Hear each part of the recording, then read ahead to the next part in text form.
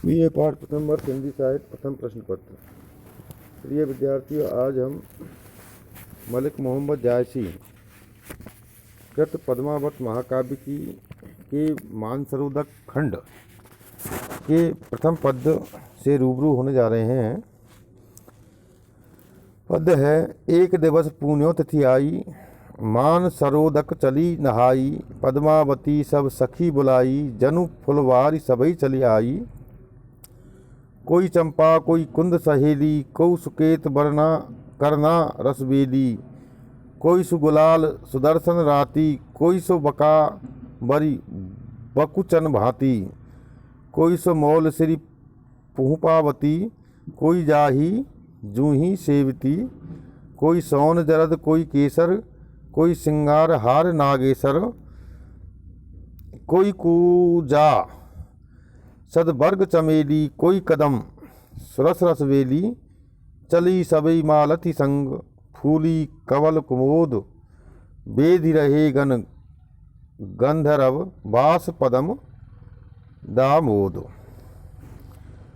प्रस्तुत पद्यांश जो है मलिक मोहम्मद जायसी के मानसरोवर खंड से लिया गया है।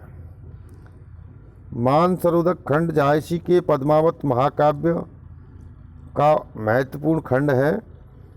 पूर्णिमा के दिन पद्मावती अपनी सहेलियों के साथ मानसरोवर में स्नान करने जाती है। उसकी सहेलियां कवि ने फूलों वाली अनेक प्रकार की बेलों की तरह बतलाई हैं। कवि की कल्पना शक्ति यहाँ दृष्टव्य है। कवि कहते हैं कि एक दिवस पुण्यो तिथि आई, मान सरोदक चली नहाई। एक दिन पूर्णिमा तिथि थी।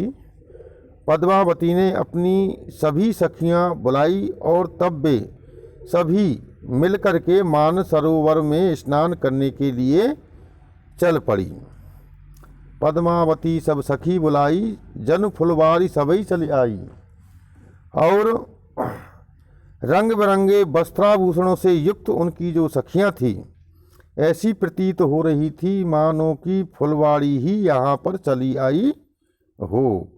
अर्थात भिन्न भिन्न प्रकार के जो वस्त्र थे उनके सखियों के ऊपर, वो भिन्न भिन्न प्रकार के फूल दिखाई दे रहे थे। कोई चंपा कोई कुंद सहेली, कोई सुकेत करना रसबेली। उसमें से कोई चंपा के समान प्रतीत हो रही थी, कोई कुंद और कोई सुकेत, करना गुलाल, लाल सुदर्शन, बकावरी के समान, ये सभी पुष्पों के नाम हैं, के समान। और कोई मौलश्री पहुपावती, जाही जूही सेवती, सौन जरद केसर हार श्रृंगार नागेसर, कुंजा यानी जंगली गुलाब, चमेली कदम्ब के समान, ये सभी जो हैं विभिन्न पेड़ों के फूल हैं। उनका वर्णन यहाँ कवि के द्वारा किया गया है। कोई चंपा कोई कुंद सहेली, कोई सुकेत करना रसबेली, कोई सु गुलाल सुदर्शन राती, कोई सो बकावरी बकुचन भांति, कोई सो मौल श्री पहुपावती, कोई जाही जूही सेवती, कोई सौन जरद कोई केसर, कोई सिंगार हार नागेसर, कोई कुंजा सदवर्ग चमेली, कोई कदम सुरस रसबेली, चली सबई मालती संग, फूली कवन कुमोद, और बेली रहे गंधर्व, बास परम दामोद। वे सब साथ साथ चली तो ऐसी लग रही थी मानो कि कमल और कुमुद या कुमुदनी हों। उनके शरीर से सुगंध प्रभावित हो रही थी।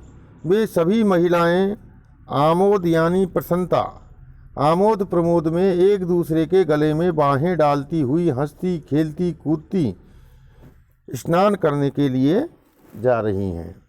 कवि जायसी जी ने इस पद्य खंड के अंतर्गत पद्मावती अपनी सहेलियों के साथ स्नान करने के लिए प्रस्थान करती हैं की स्थिति का वर्णन किया है। इसमें इस पद में वस्तु परिणीगत जो शैली है